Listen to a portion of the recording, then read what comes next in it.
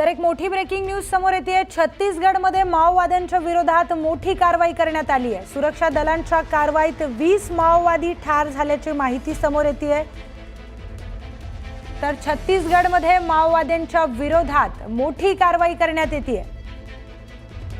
यामध्ये एक जवान देखील शहीद झालेला आहे, तर 27 माओवादी ठार झाल्याची माहिती सूत्रांनी दिली आहे। छत्तीसगडमध्ये माओवाद्यांच्या विरोधात मोठी कारवाई झाल्याची माहिती।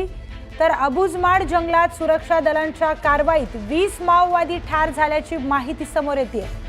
घटनास्थळ महाराष्ट्राच्या सीमेपासून छत्तीसगडच्या 15 किलोमीटर अंतरावर आहे। तर छत्तीसगडच्या सुरक्षा दलांनी आज सकाळपासूनच या भागात सुरू केलेल्या ऑपरेशनमुळे गेल्या 2 तासांपासून ही चकमक सुरू आहे।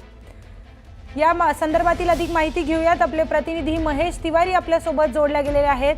महेश, छत्तीसगडमधून एक मोठी बातमी समोर येते। छत्तीसगडमध्ये माओवाद्यांना ठार करण्यात आल्याची माहिती समोर आली आहे। 20 माओवादी ठार झाल्याची माहिती आहे। छत्तीसगडमध्ये मोठं ऑपरेशन सुरू आहे। त्या सुरक्षा दलांना मोठं यश मिळालेलं आहे। सगळ्यात महत्त्वाचं म्हणजे हा जो आकडा आहे आता 26 झाल्याची माहिती आहे, कारण सुरुवातीला आकडा कन्फर्म होत नव्हता की नेमके किती माओवादी ठार झाले आहेत। अबुझमाड हा माओवाद्यांचा मोठा गड आहे, ज्या भागात माओवाद्यांचे मोठे कॅम्प्स आहेत, त्या ठिकाणी ट्रेनिंग कॅम्प्स आहेत। हा जो परिसर आहे हा 3 राज्याच्या सीमावर्ती भाग आहे आणि दंतेवाडा, बिजापूर आणि नारायणपूर जिल्ह्याच्या सीमेवर असलेला हा जो परिसर होता, त्या भागात माओवाद्यांचं मोठं लोकेशन असल्याची माहिती मिळाल्यानंतरच एक मोठं जॉईंट ऑपरेशन या ठिकाणी लॉन्च करण्यात आलं होतं आणि आज सकाळपासूनच या ठिकाणी कंटिन्यू फायरिंग सुरू आहे। दोन्ही बाजूने एन्काउंटर सुरू होतं। यात 26 माओवाद्यांना कंठस्नान घालण्यात यश आलेलं आहे। एक जवान शहीद दुर्दैवाने झाल्याची माहिती मिळत आहे।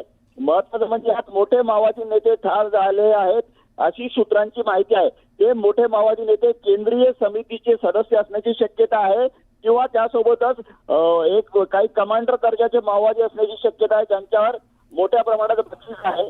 असे जर मोठे माओवादी नेते ठार झाले तर माओवाद्यांना मोठा हादरा बसेल, कारण केंद्रीय गृहमंत्री अमित शहा यांनी 2026 पर्यंत माओवाद संपुष्टात आणण्याचं जे जाहीर केलं होतं, त्याला अनुसरूनच सुरक्षा दलांचं हे मोठं ऑपरेशन सुरू आहे।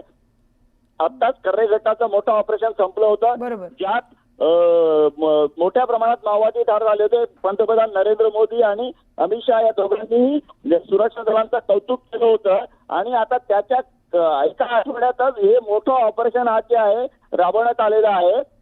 हा घटनास्थळ महत्वाचं म्हणजे भामरागड तालुका गडचिरोली जिल्ह्याला लागून आहे। गडचिरोली जिल्ह्याचा भामरागड तालुका, त्या भामरागड तालुक्याच्या सीमेपासून 15 किलोमीटर अंतरावर हे घटनास्थळ आहे। त्यामुळे हा जो सीमावर्ती भाग आहे यावर महाराष्ट्र पोलिसांचं लक्ष आहे, कारण त्या भागात जे एन्काउंटर सुरू आहे त्यानंतर माओवादी महाराष्ट्राच्या हाती दाखल होण्याची शक्यता नाकारता येत नाही। त्यामुळे या भागात हाय अलर्ट जारी करण्यात आलेला आहे आणि आता हे एन्काउंटर अजूनही सध्या सुरू आहे। आकडा किती होईल संध्याकाळपर्यंत आपल्याला हे नंतर कळेल।